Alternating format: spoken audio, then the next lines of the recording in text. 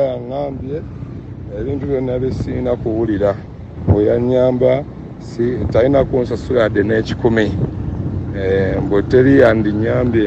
Oh my god, clear tofaana.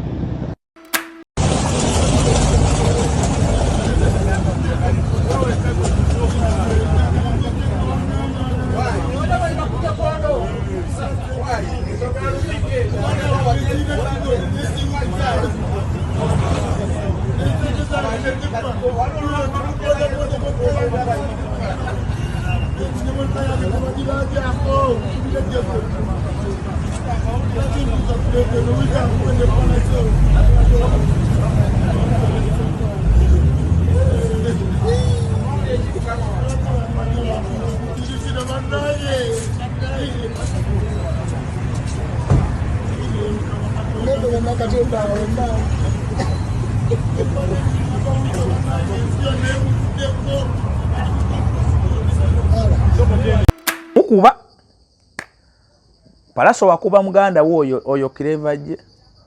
Kamilioni wakuba muvuka wa boda. Simaine bya kalamaji bili eyo. Palaso wakuba alien skin. Kakati Wizo okubye Nobati. Mwemweyita kiba naffe. Mayanja family bajja kubasangula. Abantu bajja kubasangula mu byabwe bamanye nti ne Mayanja family naye esanyeewo. Bajja kubasangula mu byabwe bwe muteddeko nga business wezitambula. Agamba nti okumuwuliriza bakubye mukuba empi era akatambi mukalabi nga akaaba okufa. Akwana bati awo wanswaziza mu musajja omukulu okaava oti ekyenkanidaawo. Mweze ensonga. However, nkitegeera kyoyitamu. Wino bango inamu biloni kwanga ebivule ebiseresenga abana tebaba na sente ziriwo. Basinga ya mayumba gaabwe, basinga ye motoka. Kweganga abantu abali sensible tebakyadiringa nammwe. Bobo diringa n'omuyimbi omanyo diringa na mubbi. Odiringa na afere. Bobo diringa na promoter omanyo yo afere yennyini omunyaguluzi. We mugenda okufuuka. Lwaki temutuula ekibiina ekikwata ba promoters nekimanya nti n'omuyimbi okumutegeka bw'omusasulako milioni 10 oba wa milioni 10 zimuteeseza n'omusuubiza nti balance mukuwa ku kivulunga kiwedde oba ku mulyango oba after ki ebiddako byonna obulango bubiki byonna stage byuma kusasula bayimbi balaba namuyimbirako ne mukikirifying endagaano ne zibaawo. Omuyimbi n'aleeta engalabiye ng'akimanyi nti olumala okuyimba kulinya moloka ye kugenda kumuwa balance webise ne mukola lyaki. Mwagala kweta abantu bizibu. Muzze mufa AK47 bagamba yagwa mu kinaabiro bamukubirayo tetumanyi. Ayinza oba olwo yamutujja ngumi n'amusuula eyo. Muganda wamu. Radio muganda wamu. Fujjo. Mwemulowoza ensi mugenda gikugula gwa Wizo ddala kyewandibadde osasulamu Nobati kumukuba. Kale mutudde mu meeting erimu abantu ab'enjawulo babakoowodde mutuule wansi then musalewo kiki ekiba kyetaagisa. Jije mba mukola. Era namwe ne mukitegeera. Twetaaga kino na kino gwe nkubanja zino nange nkubanja nawe nange nkubanjayo zino. Kati nze sasulako zino ziri otopinge wano balance gwo nsasula. Simple. Nkyalina amabanja wandekera kino na kino webyuma akyamanje moroka yange ekyali kumbaata ne mukanya. Era ne muvaawo nga mutegedde n'omanyi omuntu gwe Wizo wandibadde ogenda n'ofunayo n'akantu n'okagulira Nobati.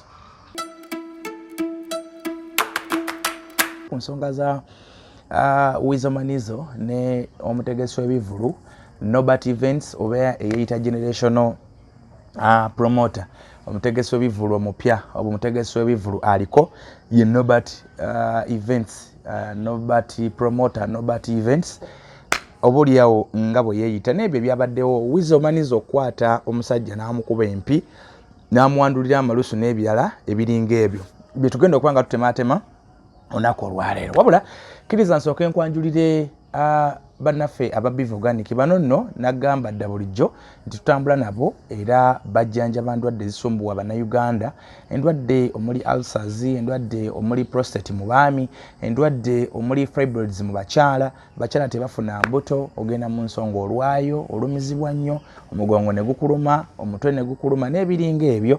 Ulcers zakulemesa buli kimu omuli ennyama, amatooke, simanyi ebiwoomera byonna babikugaana.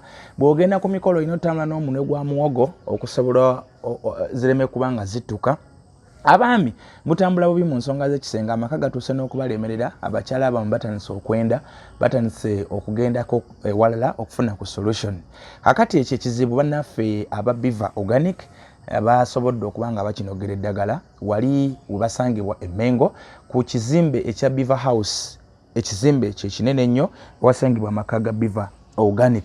Dr. Senjobe abeerawo okuba nga akujjanjaba ne abasawo bonna abalala ab'enjawulo babeerawo. Kale nno toweesibako ndwadde nga osobola ogenda bannaffe aba Biva Organic ne bakuba nga bakujjanjaba. Bali mu bitundu by'eggwanga eby'enjawulo omuli Masaka, Mbarara gye bali, ate n'eno mu sides of Eastern Jinja Luweero. Olwo omukyala yankubira nga ali Jinja ne mulagirira ndowooza yategeerawo n'asobola okuba nga afuna obujjanjabi.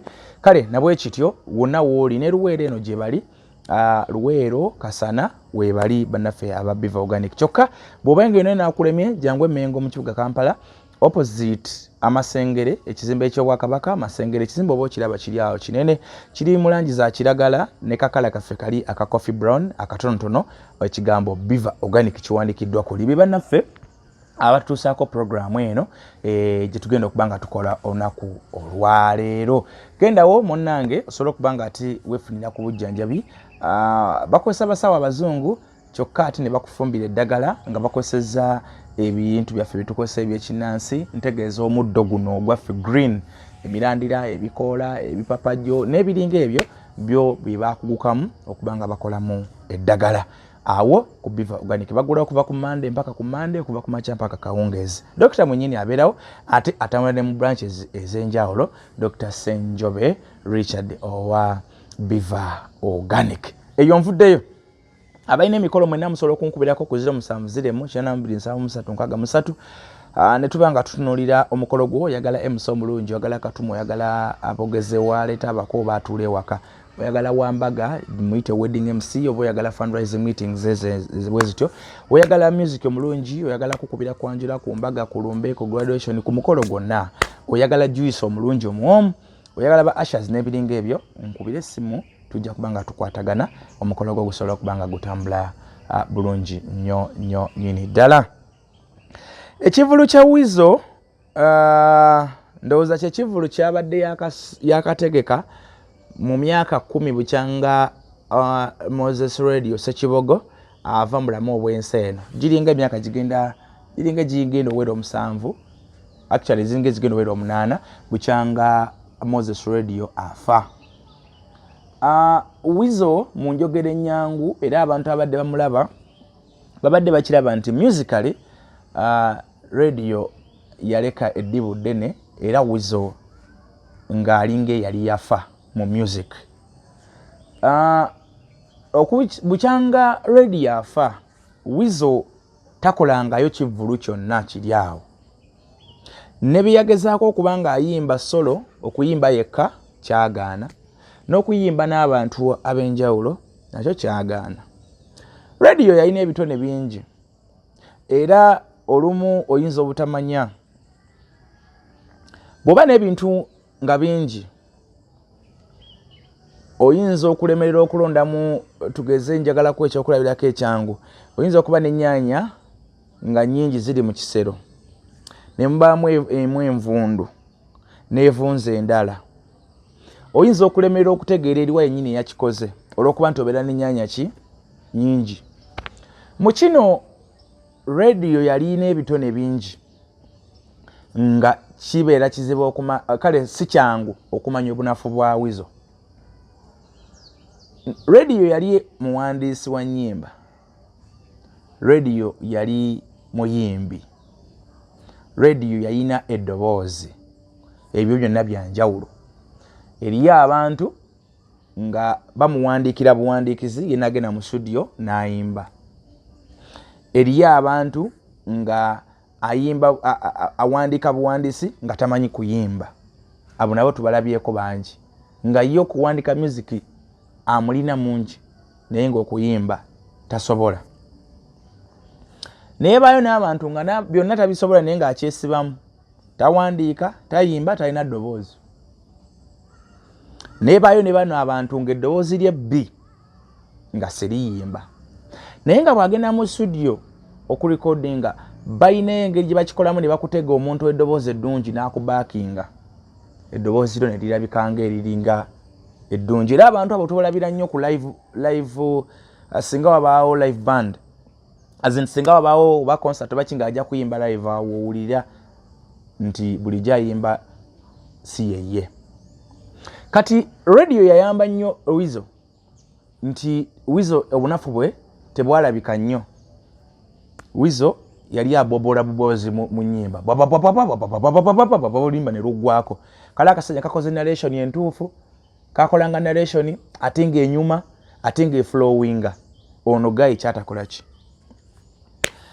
Mu Uganda mulimu abategesi b'ebivulu bayitirivu. Okuviira ku basaabavulu ba Balamu, eriyo Baketi, Kavuma, eriyo Bajjo Events, Clear Process, eriyo ba Abitex, eriyo bangi, eriyo n'abakazi, eriyo Big Events. Waliwo ekyala kiriyo Ntebe kyangamba ekyo kitegesi kya bivulu. Linnya linvudde mu mutwe. Naye mutegesi wa bivulu. Ne Nobati n'abalala bangi. Naye abategesi b'ebivulu bonna baali baazira omuyimbi gwe bayita Weasel. Actually waliwo abayimbi be baazira. Mayanja family eyo ne Chameleone baali bamuzira. Chameleone naye alina ensonga ze era akyazikola, akyazirina. Ezo z'okubeera anirule, ez'okubeera indiscipline, bamuyita wano, bamuwaza omuwa ssente zaabwe tajja, bamuyisa eri bamusasudde, abantu ne bamenya obutebe ne bakuba, bintu bingi babikolanga. Bategeka ebivulu tajja, actually ne mu kivulu kya Biggie, ekivulu kya Gwanga Mojje. Omukyala yakitegeka bamuyita Biggie, owa Big Events. Mujjukira ebyali mu kivulu ekyo nti kyayiika olw'enkuba eyatonnyanga ebuleyo. Just ku lunaku lwennyini olw'ekivulu ku makya ssaawa nga 8-6 bwe kyayiikira. Ekivulu ne kiyimirizibwa. Ekivulu ne bakitegeka kibeerewo weekend yali eddako. Naye Chameleone yagaana okujja mu press conference. Nze naliyo. Big Events agala Chameleone ajje oba oliawo yetondere abeeko engeri gy'ayinza okugambamu abantu basympathizinge banange ekivulu tekyabaddewo mujje kaakati tukitegese alina tiketi yo gikuume yabadde aguze tiketi yo gikuume kwogenda okuyingirira ebintu ng'ebyo. Chameleone yagaana okujja mu press conference yali ne Palaso eri wansi mu kisenyi nga bakwata ba video yakye. Press conference eyo yali wano ku Rugogo ku Indo Stadium. Actually awaali nzijukira. Yali Lugogo awo awaali ekivulu wennyini. Naye promoters baaliwo ne bayambako ku Biggie ne bayimirira naye, Bakavuma baaliwo, ba Abitex baaliwo, ba Bajjo baaliwo, n'abalala baali bakwatibwa, Balunywa baaliwo ne bamuyambako oyo omukyala nga Chameleone tazze. Nzijukiramu ne Pastor Bugembe n'abalala baaliwo ne bayimiriza omukazi n'amaziga gatulukuka nga Chameleone aganye okujja ku press conference. That is lwalinga lwakusatu lwakunanga ekivulu kya Lwamukaaga. Beba ba Mayanja family. So baali baazira abantu nga ba Chameleone okuddamu bategeka. Nono omuvubuka Weasel. Yate kati Weasel obadde otegeka ki? Omutegeke mu ki? Weasel taddangamu kuyimba luyimba lulala. Bukyanga Red yafa, oyo naye alinga yafa. Oyinza ogamba babateekayo babiri mu kabbuli. Abadde atandise okukola ebintu ebitategereka abadde nga mubiraba. Mabegakawo yalwana mukazi we ne baawukana n'ebirala. Kakati waliwo akatambi bwe yavanga agenze wali en skin nga one love maybe n'ebiringa ebyo. Jukira yali alinga yali agenze okwetonda kubanga jukira Palaso yalwanako ne Alien Skin. So agende Alien Skin akatambi akatambula nnyo nga alinga akubiddwa era abantu banandiko gaba nange Wizo mu muyambe, Wizo ali depressed, Wizo yetaaga okubeereramu, Wizo yetaaga okuyamba. So jiwava Nobert nagamba nti kantegeke Wizo. Era Nobert, I salute you.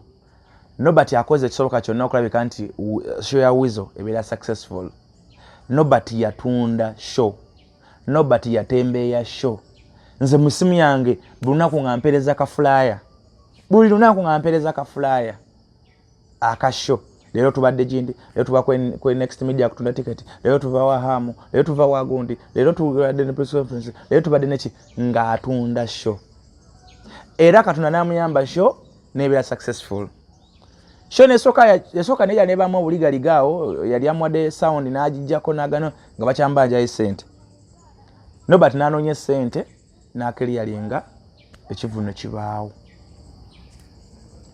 Kakati ebyazzemu okubaawo ebyavuddemu bye bino byendeese tutemeeteme era tunnyonnyolegane. Nobert agamba abanja Wizo milioni 4 mwezi nti mu nteeseganya zaabwe ze baateesa yamuwa milioni yali amuguze milioni 10. Kati awo wesategedo bayazimalayo. Naye ate nti Wizo yatunda tables nga zikola milioni 9 oba mwemu. Kati nga omanyi ebintu by'abayimbi era ekintu ekyo kyaliwoko naye Nobert simenya kumanya kyogenda kukola n'abayimbi abo kubanga nono omuvubuka omunyankole eyakamala okuyimba Reigi era naye mwatabuka ne Reigi lwa nsonga za tebe ezo.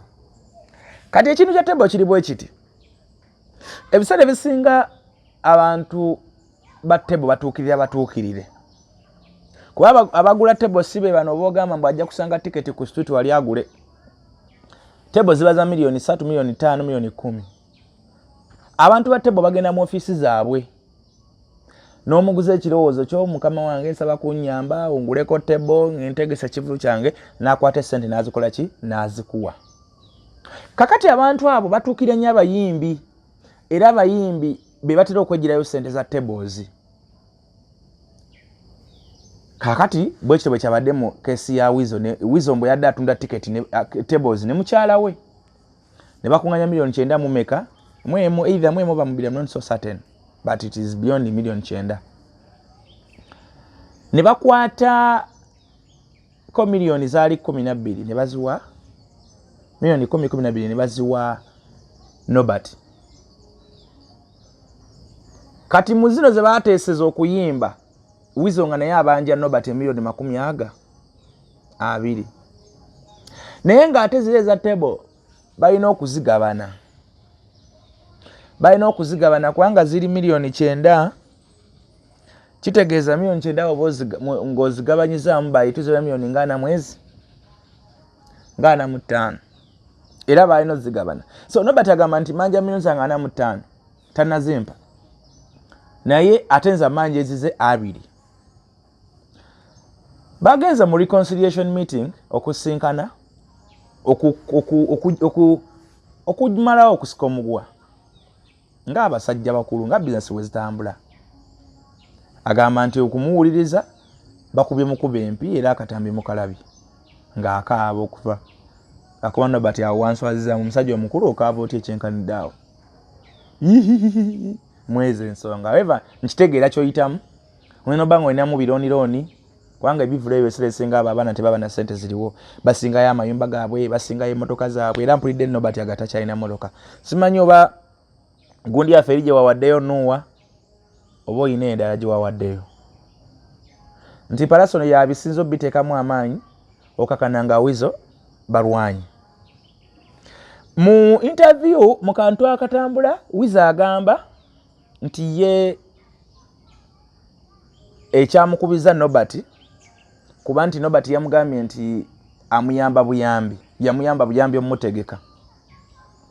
Nobert mu kwogerako naye agamba ekigambo ekyo yakyogera naye mu contest ki nange we namutegeeredde mu contest ki because these people babadde bayomba and you can't expect someone to keep quiet nga muli mu kuyomba. Of course bw'onooyogera naye ajja kuddamu, bw'onooyogera ekimunyiiza naye ajja kwogera ekikunyiiza.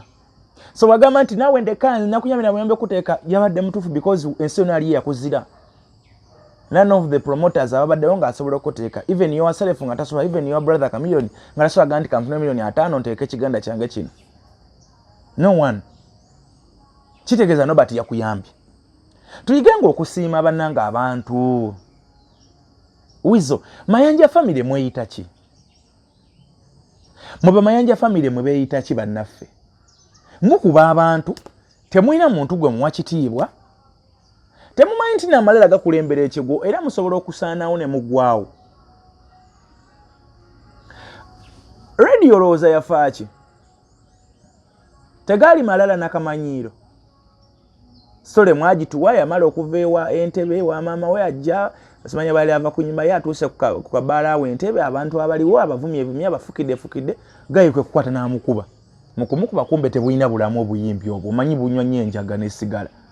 Tebulya mmere. Bubeera ku mmira, bikoola, ebiddo. Okakuba engumi emu nga katalantusedde kagudde mu mayo nga kafudde. Era Nobert okoze bulungi obutaddeza Wizo. Ale Wizo yaggwayo dda. Ogenda omukuba engumi ez'omufululizo kati bwagwa muffe nga omukuba engumi nga nzito. Ate nga weereta mitaala gyagenda mu makomera kati Wizo omusala engumi 2 ey'okusatu abakuttaka ng'abolooga boboloozi nga bamugjawo babuuza aziikwawa. Oyo Wizo oyo tebalya mmere, tebanywa, tebeerabirira, banywa mwenge, banywa njaga, banywa sigala. Wizo anywa. Nagenda nga ready yafudde kweyo ennyumba gye bali babeerako ya Good Life mu Kigagga zone e Makindi ku Good Life nga Wizo ali mu ddiira awo nga wali buli kika kya sigala, buli kika kya vu, buli kika kya kinga byanyweredda na kati nga n'obudde twagenda ensijuka nagenda mukwano gwe Matovu Junior saazi n'ali Canada. He can bear witness. We went together after our show ku Kingdom TV twavugavuze ne tugenda ku Makindi. Tusanga Wizo nga ali atategerekeka. Chameleone nga ye bamusibidde waggulu mukanya kuba ennyumba ya Flobili abagimanyi mu Kigagga zone either Flobili basatu nga Chameleone ye bamusibidde waggulu bwe yalwana n'omuntu yali simanyi yali alwana nani, yali atwala essimu oba yaani, oba yali alwana na Zabafano, oba yali alina gwalwana naye. Those guys balina effujo etagambika. Kati effujo ne mukola lyaki? Mwagala kweta abantu bizibu. Muzze mufa AK47 bagamba yagwa mu kinaabiro bamukubirayo tetumanyi. Ayinza oba olwo yamutujja ngumi n'amusuula eyo. Muganda wamu. Radio muganda wamu. Fujjo. Mwe mulowooza ensi mugenda gikugula gwe Wizo ddala kyewandibadde osasulamu Nobert kumukuba. Kale mutudde mu meeting erimu abantu ab'enjawulo babakoowodde mutuule wansi then musalewo kiki ekiba kyetaagisa. Gye mba mukola. Era namwe ne mukitegeera. Twetaaga kino na kino, gwe nkubanja zino nange nkubanja naawe nange nkubanjayo zino. Kati nze sasulako zino ziri otopinge wano balance gwoba onsasula. Simple. Nkyalina amabanja wandekera kino na kino w'ebyuma akyamanje emmotoka yange ekyali ku mbaata ne mukkaanya.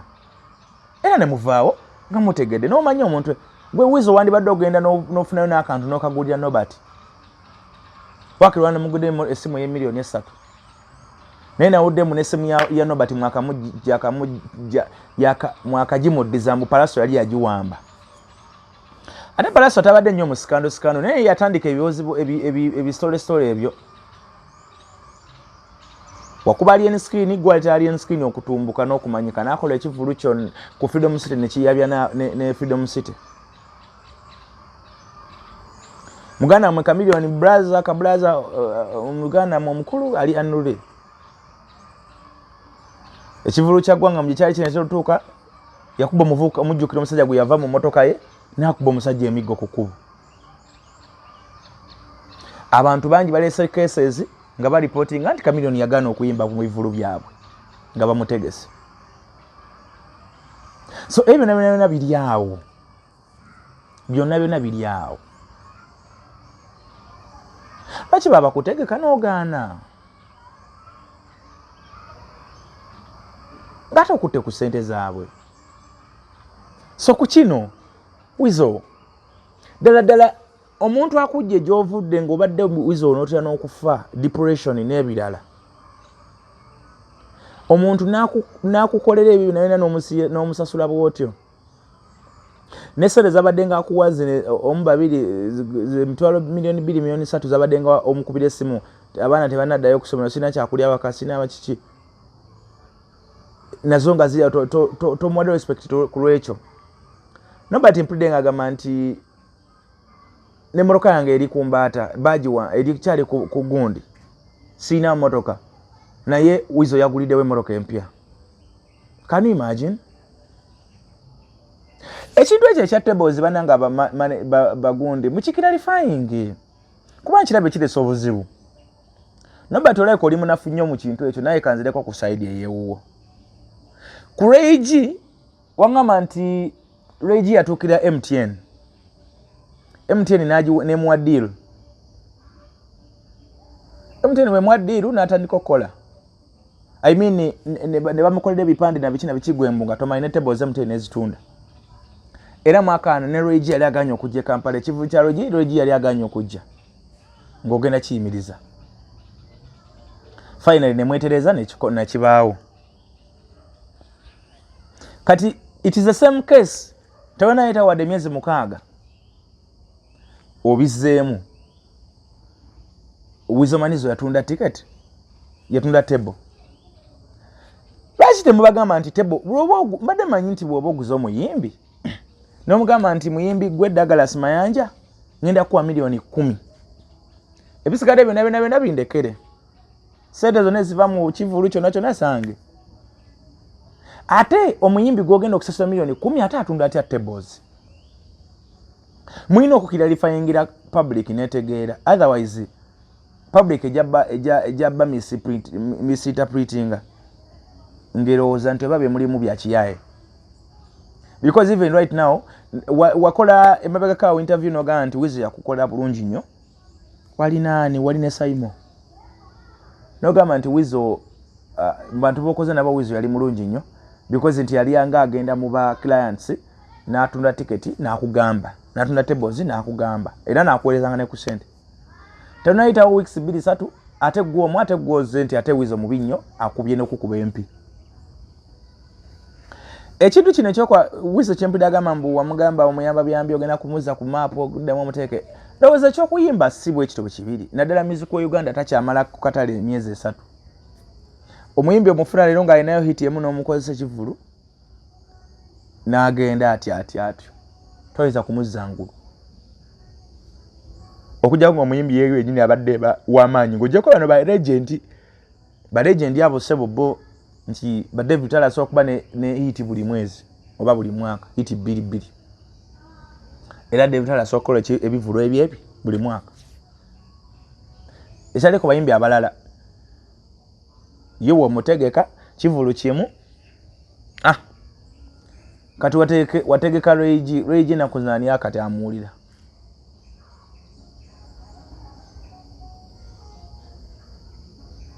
so ekintu ekyo mukiclarifying naye nja simanyi kiddako ndabye ebifaananyi nga bamukubye nnyo afunye n'ekiklasta mu bulago simanyi oliota nobat but I think you can sit with the promoters muteekewo amateeka agafuga endogo yammwe actually okubeera nga muli bwe mutyo kye kibayitidde okuba nga temufunamu Katonda yabayamba akuba nti Uganda eno naye oba annaye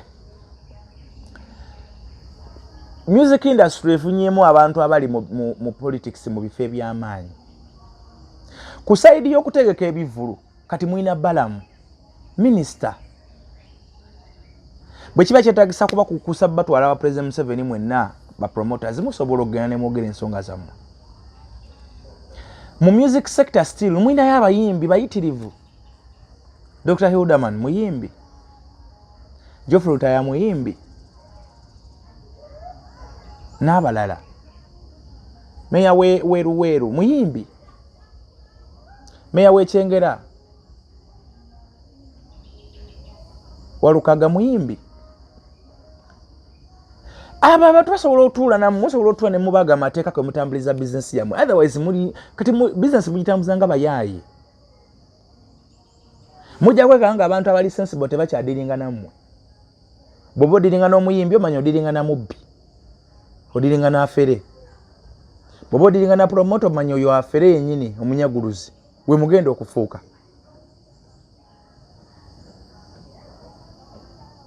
lwaki temutuula ekibiina ekikwata aba promoters nekimanya nti n'omuyimbi okumutegeka bw'omusasulako miliyoni 10 oba wa miliyoni 10 zimuteeseza n'omusuubiza nti balance mukuwa ku kivulu nga kiwedde oba ku mulyango oba after ki ebiddako byonna obulango bubiki byonna stage byuma kusasula abayimbi balaba namuyimbirako ne mukikirifying endagaano ne zibaawo omuyimbi n'aleeta engalabiye ng'akimanyi nti olumala okuyimba kulinnya mmotoka ye kugenda kumuwa balansi w'ebisigaye tabuuza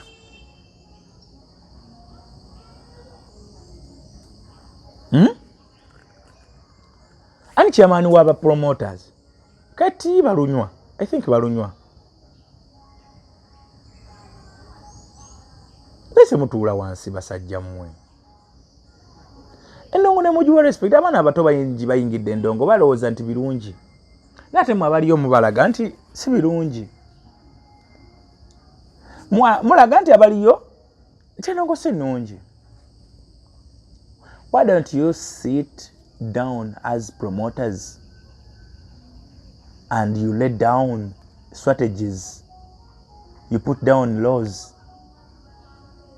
which will govern your job as promoters. You invest a lot, you put a lot of money in this so-called bayimbi, you put a lot of effort, you do a lot of advertisement, you do a lot of marketing, you market the Chivulu, you sell tickets, you do a lot of stunt, a lot of rugambo, chibos just to sell the concert. And at the end of the day, you are paid by a slap.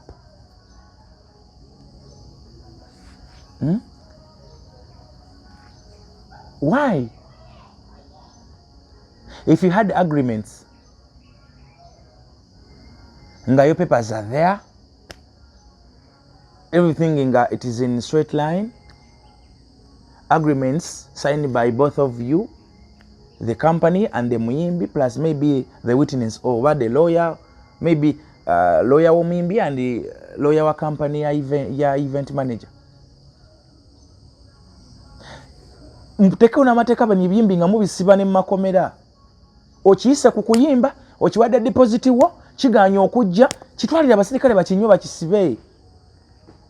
Yengeri okajja mugendo okutereza omulimu guno, I can tell you. Osasudde oguyimbi. Era kyobola banze. Sibayigeji nakuwamba yimbi, nze mbeera ku mikolo egy'okwanjula gyemberamu nga ndi MC.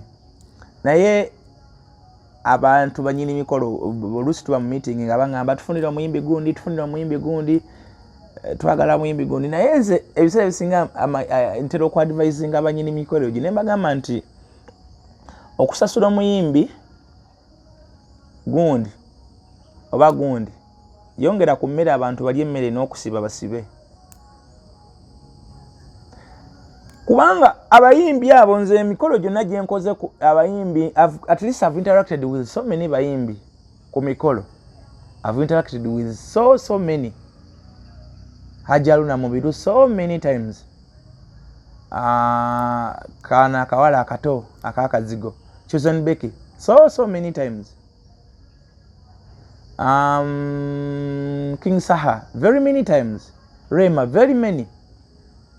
This woman, Omukadono, Sengana Antume, very many. Chris Evans, a lot. David Utalo, so many. Banji. Naye omuyimbi ye muntu gwobuukinga nakugamba nja kuyimbira kukwanjula ko nja kuyimbira miliyoni meka, miliyoni 3. Tebu mugamba okay kale ujja kufulumya omuyimbi. I mean gwe jo fulumya omugole. Omugole omulundi gwe ogusooka ne tugamba nti ajja kufuluma ku ssaawa se 8 kale katugamye 9 omuyimbi zino scenario ziri 2 omuyimbi n'atuuka kale tugezo leero akedde n'atuuka ku 7 n'atandika okuba papya nze ngende walala mufulumye omuyimbi mumpenze nyimbe nze ngenda walala kyokka baamugamba gwogenda ofulumya omuyimbi omugole naye nakkiriza ekyo kimu waliwo nga mwamugamba afulumye omugole ku ssaawa 9 n'atuuka ku mukolo saa 12 ng'omugole yafulumyedde emirundi giringa 3 ena ng'omugole munyiivu ate abakazi bamanyi ng'omugole munyiivu okufa n'atuuka ku 12 oba kwemu addition kwekyo okumanya nga abayimbi mwenze mwantama bw'aba yakatuuka jjukira mugenda omubbuukinga oba mumukubidde essimu oba mugenzeeyo wonna mumusanze koza abasinga essimu zaabwe kati nze nziina I just call ne tusinkana ne muwa ssente oba ne bamuwa bano aba bagenda omukozesa bwe bagamba nti miliyoni 3 ayagalako miliyoni eza oba 2 ezi entono zaale balekera twala 5 kakadde kamu nemukkiriza bw'aba yakatuuka ku makyabo bw'aba yakatuuka ku mukolo nga tava mu mmotoka kati bano bakigatto baabwe bawololo baabwe abo baba ne bawololo abayimbi ba Uganda naye baba ne bawololo nga 3 abanagenda okukwata ka video ng'ayimba which is okay abanagenda okubeera wali mu DJ's box okuteekayo oluyimba ateekayo luli aboluusi ne driver obuusi era ebabeera bavuga which is okay naye bw'aba yakatuuka bw'ati ng'omwana ava mu mmotoka ng'agenda mu kisenge ky'omugole tugeze omugole yamuwa omulimu omuyimbi abadde atuuse abadde ayagala balansi we nga tannayimba ndowooza mulaba engeri abayimbi gye bantamamu era bwe tubonaabona mu mikolo eyo kaakati nga omugole ng'abawaziwa mu mantawo nga bazinoonya we ziri baba bazitegese nadda nga bazikwata ng'azimuwa ng'alyoka atandika okuteeka obunkenke ku baffe aboogera ffe aboogezi obwana bwe buba buli kaseera bujja anti omuyimbi agenda n'owulira obusungu n'ogamba bali bakuwadde emirundi 3 obayimbire ate opapulagawa kano gy'omusanga ng'omukolo guli buyikwe ate ng'alina okubeera n'empigi ku lunaku lumu adduke ebuyikwe agireete kasaale kaakati bw'atandika okuyimba bakola bwe bati ekinene ennyo ayimba ennyimba ezi mu miliyoni 3 ng'oweddeyo ayinza oyimba mwawo oluyimba lumu nga bw'atambuza omugole mu kidaala n'ayimba mululala lumu awo olwokubiri omugole nga bwagira olwokusatu bw'aba abayambi n'emba olwokusatu aluyimba bw'afuluma ekidaala bw'ati mpola bw'atyo abuyimba bw'afuluma akazindaala asuula wano ku entrance y'omukolo ng'alinnya mmotoka ng'agenza abamaze be bayimbi tebiina mpisa tebiina bukakamu tebiina disipulini tebiina kugumiikiriza biri awo byebibeera obubi byo buli kaseera byebikaaba wano covid nga yakaabya biyimbi naye abantu abalala bonna baali bubi naye agayimbi mwe mwakaaba kati nze omuyimbi omulikomeninga omutwala ku mikolo tebava ku TikTok tebava ku social media kati bafuuka ba bulijjo mpozi nga nkutwala eyo kyazanga nga nkutwala eyo kaliisizo gye batabalaba nnyo nga nkutwala eyo ye kati kuba kati kati tuli mu global world actually buli wamu kibuga buli wamu babalaba TikTok etuuse kati buli wamu nga nkutwala nze okulikomeninga omuntu nti noleeta omuyimbi era bw'amumbuuza kuba ffe baba tubuuza ng'aboogezi olina ku namba yagu ndiwone bwe badde bansabye gwe tugenda weekend ejja naye nabagambye twongere ku mmere ate wakirinza okundeetera omuyimbi abo basimanyi so-called musician zokundeetera ba musician abo oleetamu abazinyi b'amazina amaganda ne bazina ku mukolo ne bazina abakonga tebanatuuka ne bazina abakonga batuuse ne bazina omugole ng'agenda fuluma ne bazina mu ssaawa y'okulya emmere ne bazina omugole ng'ayita kabo ka mwala ne bagenda kubanga bo bagenda kubeerawo basanyusa abantu paka ono omuyimbi agenda kuyimba ennyimba ze 3-2 oluzimala adduka bulusi naage taddamu mbo oba bongere oba kiki so nobody tukusasiddeko ekyakutuuseeko naye we are going to follow up a story tugenda kugifollowingako up tulabe nti ofuna justice eyo era abakwatibwako ndowooza wizo mwogereeko naye Chameleon osobola okwogerako ne muganda wo mama wamwe mumuswaziza ekitegambika mama wamwe abadde ababeerawo nnyo omukyalo oyo mwamuteeka mu butaala era kati tugenda kumulaba mawulire ku nsonga eno tugenda mulaba mawulire ku nsonga eno naye nga ddala lwaki twandibadde tulaba omukadde mu nsonga zammwe lwaki kyala mukulu naye bwe mukola emisango gye baddukira abantu mukuba Palaso wakuba muganda wo oyo Clever gye Chameleon wakuba muvuka wa boda simanyi n'ebyakalamaji biri eyo Palaso wakuba Alien Skin kakati wizo okubye Nobati mwe mweyita ki bannaffe Mayanja family bajja kubasangula abantu bajja kubasangula mu byabwe bamanye nti ne Mayanja family naye esaanyeewo bajja kubasangula mu byabwe bwe muteddeko nze Martin Kimbawa basaba okusubscribinga okulikinga no commentinga ku mboozi zaffe. I sign out.